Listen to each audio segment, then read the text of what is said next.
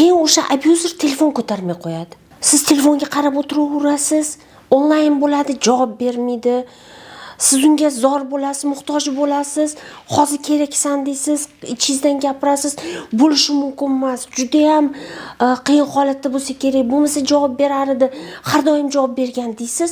U inson onlayn bo'lib sizga hayam demaydi, yo'q ham demaydi. Gapirishdan to'xtaydi. Keyin siz telefon qilsangiz, telefonni o'chirib qo'yishni boshlaydi. Hech qachon unaqa bo'lmagan. Har doim sizdan xabar olgan, har doim yaxshi gaplar gapirgan va birdaniga u sizni ignor qilishni boshlaydi va siz bilan uchrashsangiz, yo'q, bo'lmadi. Bu oddiy holat. Nimaga mendan ayb qidirasan? Nimaga unaqa bo'ldi? deb go'yoki kutganlikda sizni ayblashni boshlaydi. Ya'ni o'sha abuzerlikni ikkinchi qadami bu ayblov qadami.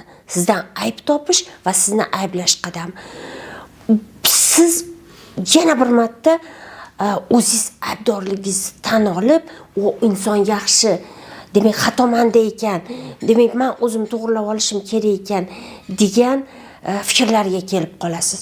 Bu xo'rlovchini ketma-ket sizni xo'rlash qadamlaridan yana bittasidir.